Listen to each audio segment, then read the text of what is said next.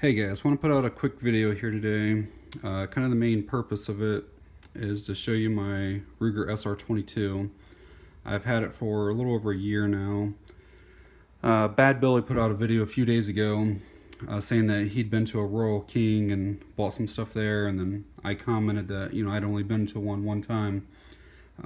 My town that I live in, we have two stores that sell handguns, and one of the stores is actually closing. But both stores are always so ridiculously overpriced that I either will order through a dealer or will travel out of town. And this SR22, none of my dealers in town had them at all. So I had to drive about 45 minutes to this Royal King, and I was telling Bad Belly that I kind of felt like they were significantly overpriced too.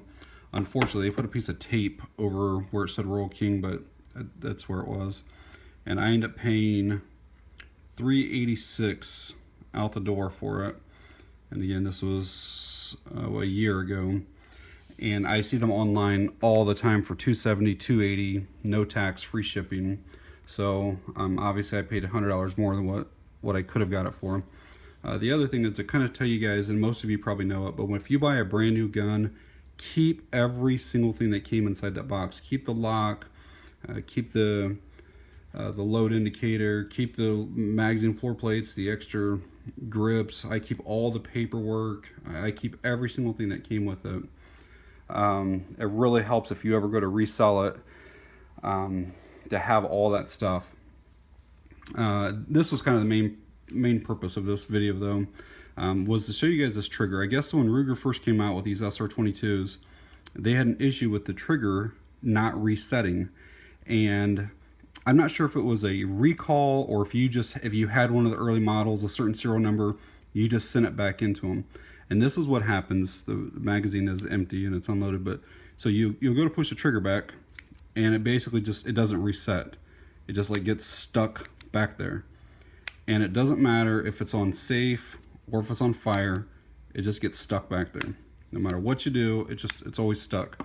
So this is my PX4 Storm, and it's unloaded, but in comparison, when you push it back, it'll spring back forward every single time. And it's on safe right now, and if I took it off of safe, it'll basically fire the gun. So I thought it was an issue with it, and I contacted Ruger and I said, listen, I know that there was this batch it was the first couple years. I mean, it was a lot of them, and I gave them my serial number, and they said, no, that's not the problem. And I'm not a gunsmith. I have a lot of guns. I shoot a lot, but I'm no expert by any means. They said the issue is those guns have a magazine disconnect, and I didn't know that. And so once you put a magazine in it, then it'll reset the way that it's supposed to. So I learned something new that day, and it's the same thing then. Once the magazine's in, it will fire the gun then. But just thought I'd put that video out there in case any of you guys ever get one and you think that you might have one that's bad, because when I first pulled it out of the box, this is basically the way I had it, and it wouldn't do, it just wouldn't reset. So yeah, and that's the problem. The magazine does have to be in it. There are a lot of videos on YouTube showing ways that you can actually remove the disconnect and make it to where it will do it, where it will actually fire with magazine disconnected. And I'm not an expert, so I may look into doing that though at some point, but this is just a little range gun that I take and like to shoot because it's cheap to shoot. But yeah, that's kind of what I want to show you guys, was that trigger, and then to keep all of your stuff when you buy a new gun. You'll be amazed at how much easier it'll be for you to resell yours versus somebody that doesn't have all this stuff. So alright guys, thanks for watching. I really do appreciate it.